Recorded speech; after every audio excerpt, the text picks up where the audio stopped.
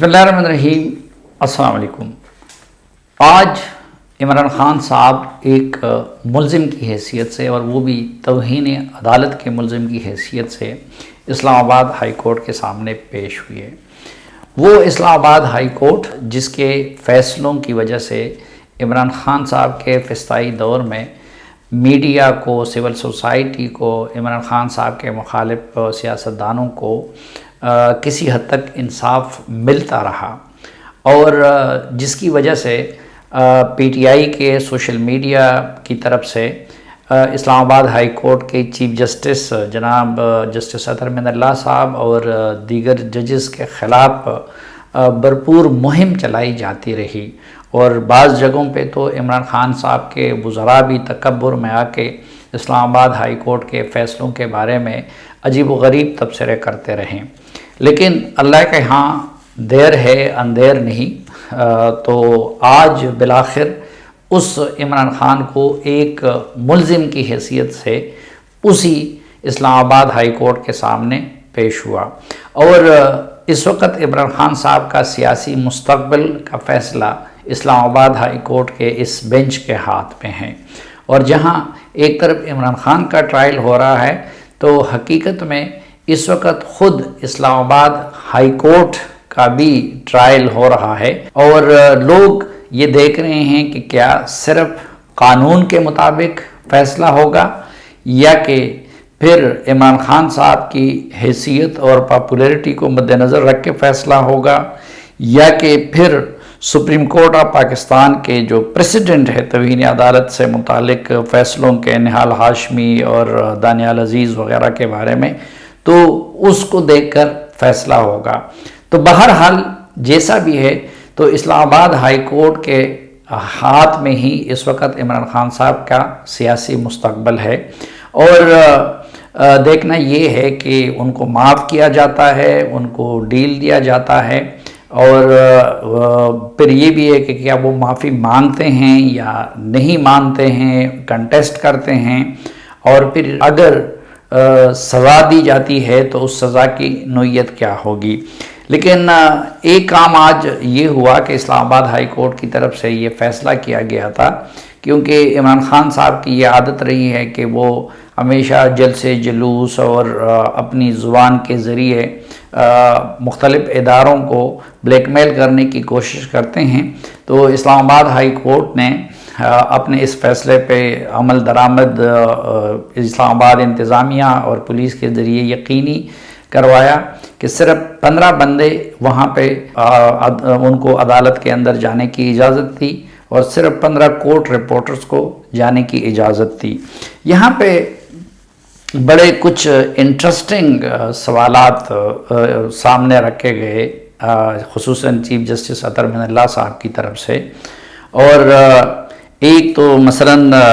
یہ تھا کہ اگر ٹارچر کی بات ہے، کیونکہ حامد خان صاحب جو ان کے وکیل ہے، تو ان کا یہ دلیل ہے کہ وہ شہباز گل کے ٹارچر کی وجہ سے جذباتی ہو گئے تھے، اس لیے انہوں نے یہ بیان دیا۔ تو یہ بڑا بنیادی سوال اٹھایا گیا کہ جو اڈیالہ جیل ہے وہ تو پھر پنجاب حکومت کی تحویل میں ہے، تو کیا ٹارچر شدہ ملزم کو بغیر میڈیکل کے جوڈیشل ریمانڈ پہ جیل بھیجا جاتا ہے؟ اگر واقعی اس طرح تھا۔ ایک اور جو میں سمجھتا ہوں کہ عمران خان صاحب کی حکومت کے لیے ایک بڑا طعنہ ہے، اور خود عمران خان صاحب کے لیے بھی، کیونکہ اسلام آباد ہائی کورٹ اور جسٹس اطہر من اللہ صاحب بالخصوص وہ مسنگ پرسن کے ایشو کو مسلسل فالو کر رہے ہیں، اور کئی مرتبہ عمران خان صاحب کی حکومت کو اس حوالے سے ہدایات دی گئی، لیکن وہاں ذرا بر بھی کوئی کارروائی اس حوالے سے حکومت کی طرف سے نہیں ہوئی۔ اور جسٹس صاحب نے بالکل بجا طور پر یہ سوال اٹھایا کہ کیا مسنگ بنایا جانا یا مسنگ پرسن بننا وہ بڑا ٹارچر ہے، یا کہ پولیس یا ایجنسیوں کے ہاتھوں مار پیٹ جو ہے وہ بڑا ٹارچر ہے؟ اور میں تو اس پہ الگ سے بھی میں ایک ویلاگ کروں گا کہ میرے خیال میں مسنگ پرسن کسی کو بنانا اس سے بڑا ظلم کوئی نہیں ہو سکتا۔ اسی طرح عدالت کی طرف سے مطیع اللہ جان کے کیس کا اور ابصار عالم کے کیس کا بھی حوالہ دیا گیا کہ اس حوالے سے بھی عدالت نے حکومت کو ہدایت کی تھی، لیکن ہم دیکھتے رہے کہ کبھی وزراء عمران خان صاحب یا خود عمران خان صاحب اس کا مذاق اڑاتے رہے، کبھی کہتے رہے کہ جی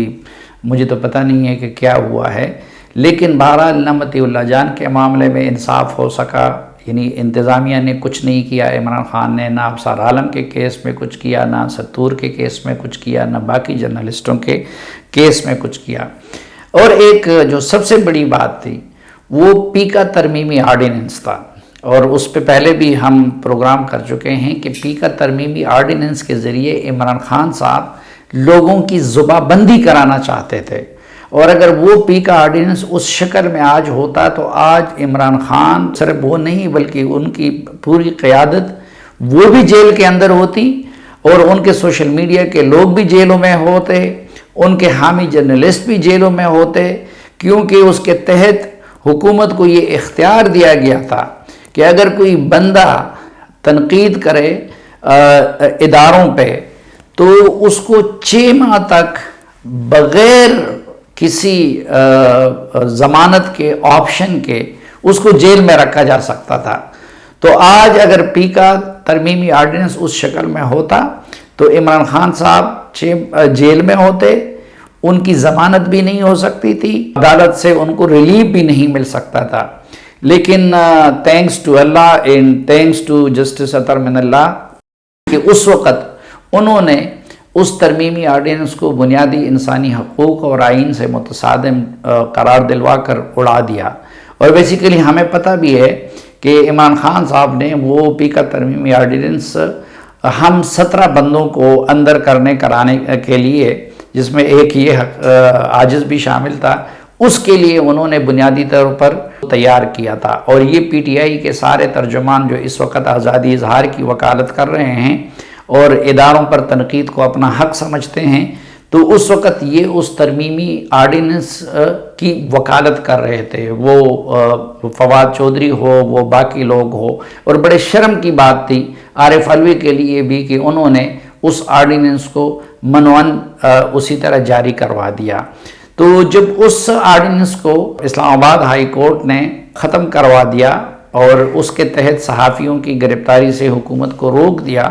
تو ہم نے دیکھا کہ پھر سوشل میڈیا پہ ایک طوفان بدتمیزی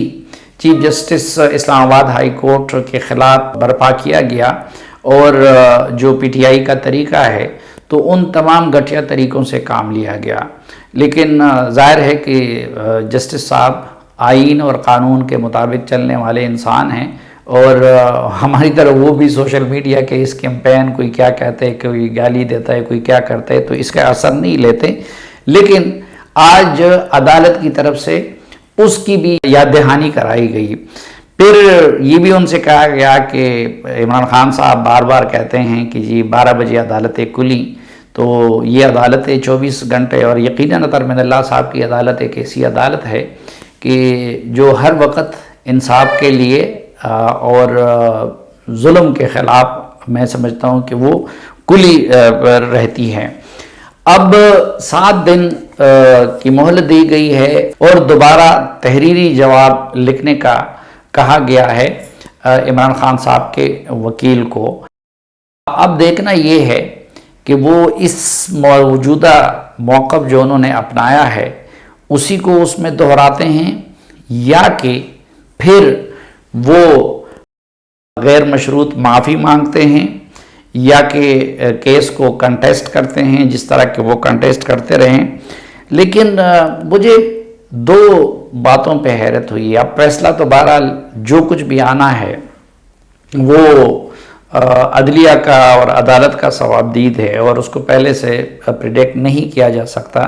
کہ عمران خان صاحب کی طرف سے کیا جواب دوسرا تحریری آئے گا، اور پھر یہ کہ عدالت کیا فیصلہ کرے گی۔ لیکن میرے خیال میں یہ جو مسنگ پرسن کی یاد دہانی کرائی گئی، جو مطیع اللہ جان اور ابصار عالم کے کیسز کی یاد دہانی کرائی گئی، اسی طرح جو 12 بجے عدالتیں کے کھلنے کے معاملے کی یاد دہانی کرائی گئی، اور پھر مزید پی کا آرڈیننس کی یاد دہانی کرائی گئی عمران خان صاحب کو. تو عمران خان صاحب تو خیر اس معاملے میں بڑے ڈیٹ انسان ہیں، لیکن خدا نخواستہ اگر مجھ جیسے کسی عاجز کو آج عدالت کی طرف سے اس طرح کے فقرے سننے کو ملتے تو میں تو بہرحال خودکشی تو حرام ہے، لیکن میں چلو بر کوکین میں ڈوبنے کو ترجیح دیتا.